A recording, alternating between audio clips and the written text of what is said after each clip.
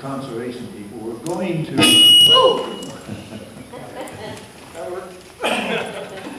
They had planned to go out of that trail, down the hill, across, and put a floating bridge across that little brook. It's just a little creek. Put it across the creek and walk up our property to probably about 1,600 feet, put 2 more little bridges over little runoffs on our property, and then they were going to walk up, set the trail up, put a bridge across the creek again, and walk up an unopened concession. And we found this again out by accident. When I called, the man who wrote the column, his name is Cliff Bennett. When I called him, he said, oh, we didn't know who owned the property. And so we were going to proceed with it. I said, you knew you didn't own it, it's our property. And we have the original deal. It was given to a decommissioned British soldier from the 1812 war. Now, we're having problems with this. We had to go out and post it all. We're still waiting to hear that other shoe fall. But I don't know how these people possibly could come outside of that trail and cross that bridge. We found out that they declared this little creek a navigable waterway. And that's why they figured they could put the bridge across there and have the right-of-way on the other side. Now, it's nothing but a beaver pond that's keeping that little creek open at all. But this is what we have to deal with, and I think it's, like, I normally don't get involved in these type of meetings. I try to do what I can myself, but this is becoming quite evidently the worst thing that can happen to any landowner who lives near any water or a lake, because they're going to find ways to connect these trails sooner or later. We had this conversation with the people who were doing this 15 or 20 years ago in our house, and they were trying to get us, and we were willing to do this at the time, give our land to some conservation group that would look after it. But they were not willing to give up any of their own personal property. They said no, they were going to give it to the children. Now, while this was going on, again, I'm mentioning names, I'm not hiding anything. There's Mary Brandenhoff, who's in charge of the tourism for the county, or the township of Lanark. She stopped, came over to talk to us while we were getting our gas filled up, and told us what she was going to do. And Carol and I said, this is our property, we can't go over there. This is before we get into all of this.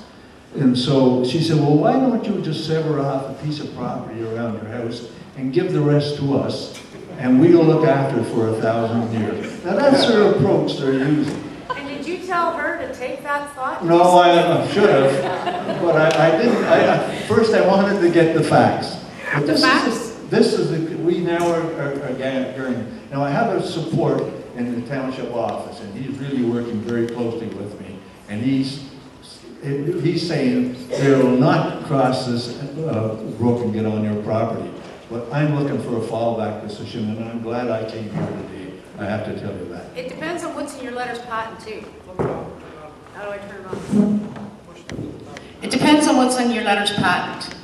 If the waterways aren't reserved to the Crown, then the Beds of the Navigable Waterways Act is not applicable to your property.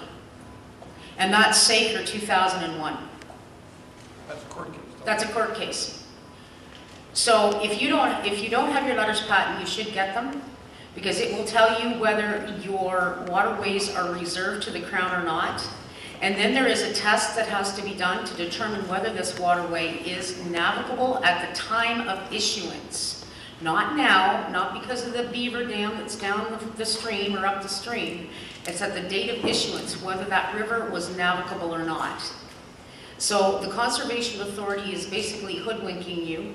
Chicky Boo that wants you to sever off property and donate it, she's just being greedy. Anyone that's trying to put pressure on you, tell them to get off your property. Because that is your property, and no one can interfere with it without your permission or your consent. The other thing, thank you for that very much. The other thing that bothers me about this, these people now have opened up a walking trail on an unopened concession. And that could lead to anything. They could hook up what they want to do that's, again, part of our property where the original farmer we bought the property from 43 years ago, he used to bring his cattle up there and go across the road to his other field. And it was never opened. So they have a trail on that. Now, surely that can't be legal. You gotta get no trespassing signs up. Either that, or actually, the Ontario Landowners Association signs are now recognized as absolute no trespassing signs. Particularly for government, considering it says back off government, this land is our land. So you have to get your property posted. If you have a trail, check and see if that road was open. yeah, you do have to check and see though if that was ever open, so that means you're going to have to do a complete title search from yourself back to the Crown grant. Well, we have the original deed and it tells us that we don't own. What's a patent? I don't understand that, what a patent is. Yes, I better do my thing, eh? Everybody, a lot of people here know what patents are. I'm going to explain it real quick. The only way that the Crown can alienate Crown land is through letters patent, through a grant. That means to sell. Yeah, I'll get to that. You're just getting impatient. So what happens is, when they were settling Canada, they wanted the settlers to have private property. So the only way the Crown could sell this property off to make sure that the settlers would settle was to issue letters patent. Because it's the only way that the Crown can remove its legislative and regulatory domain over something else.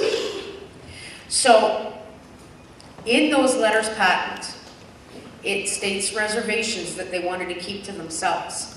So if they wanted the mines and minerals, or if they wanted the white pines or navigable waterways, that would be reserved in those letters patent, never to belong to that private property owner. So now, fast forward to today, we have a registry system that has failed. No one in here actually has clear title. And I'm not joking. Because every time property is bought and sold, there's only a 40-year title search done. It's referred to as a marketable title only.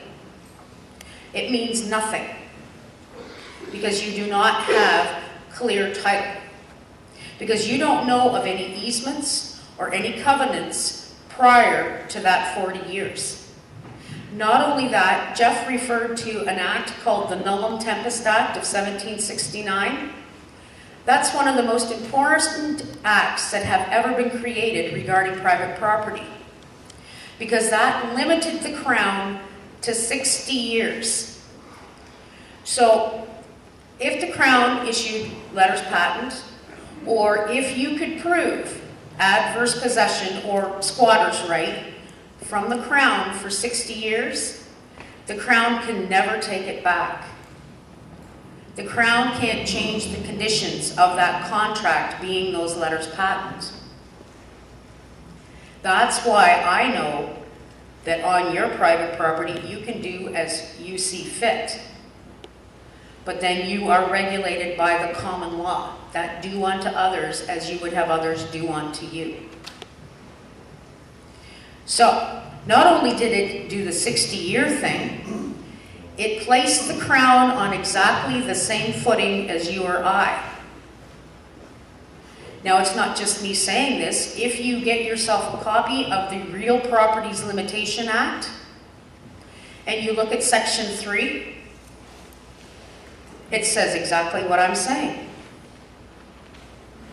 And that's why the British North America Act, being our Constitution, is very important, because it gives you that separation. That's why Section 109 is so important. Now, some people are going to say to you that Section 92.13 and 92.16, and I'll tell you what those are, that is property and civil rights in the province, and all things merely local and private in nature in the province. That property and civil rights is the property of the province, and the civil rights has nothing to do with your civil liberties. It has to do with a thing called civil lists. and that is the payment of the civil servant wages. That's what you pay. Remember when we used to have provincial sales tax? That's what you pay provincial sales tax for. And that's what you pay property taxes for, because they are doing a service for you. And if you look at section 92(2) of the British North America Act, they can only tax you directly, which is a property tax or a provincial sales tax. So all of this other stuff is malarkey. But back to you. If you get your letters patent, then you're looking at about 1.5 to 2 years now, because thousands upon thousands of people are applying for their letters patent. It will tell you whether those waters at the date of issuance were reserved to the Crown or not. As for the person who has the beaver dam that's blocking it up, that's flooding you out, It's on their property. you can still launch a tort and sue their butts for flooding you, because it is against the law for them to flood you out. So they have to remove that beaver dam to the point that it is not flooding you. Well, the beaver dam has sort of been abandoned by the beavers, and it's just a spill off that goes through there now and runs it out. When we got there, it was nothing but a little brook going by there. What I have, and thank you for that information, could you please tell me what the features or characteristics of a watershed would enable it to be considered navigable? You have to be able to float a log or a canoe. That was determined in the canoe case. I can't remember the name of it. I think I remember enough stuff. But the canoe case defined what was navigable. And so you have to be able to float a canoe or a log. And if it is not reserved in your letters patent, then you own the bed, which means that they can, sure, if they can float a canoe, they can go down the river, but they can't regulate your river. Even the navigable ones, you don't set them. It depends on what's reserved. Who owns the fish in the creek? It depends on whether the waterways have been reserved in the letters patent. There's a court case, and it's called Stevens versus Robertson, and it's from 1879. And the federal government, being in charge of the fishing, tried to issue a license to a third party to fish on someone's private property. The statement from the case was, because the soil was not in the Dominion's regulation was illegal, because the Crown actually did not own the bed of the waterways, so the fishing rights went to the private property owner and not to the federal government. So they couldn't issue a fishing license for this third party to come onto someone's private property. And it's the same as if there is no reservations in the letters patent for navigable waterways, they can still use that waterway for transportation purposes only, but they can't hunt from that boat, they can't fish from that boat, and they can't come onto your shore. But if the boat is sinking or something like that, people's lives are in danger, so you allow them. But if it's not reserved access to those navigable waterways again, they can't go tripping across your property. There are some beaches that are reserved, and there are some beaches that are not reserved, and that's Roundtree Beach Association, 1994. In Roundtree Beach Association, it was determined that the Queen and Right of Ontario has no right, title, or interest in or to the lands described, and that was because of the letters patent, and it is also because of the original survey and the surveyor's notes, which everyone else should also be obtaining when they get them. Does that help? Yes, and I have to tell you, I called the Department of Transport, Natural Resources in Sarnia, and I got more information than you this afternoon, and I feel confident with the information you gave me. And I have to thank you very, very much. Well, thank you.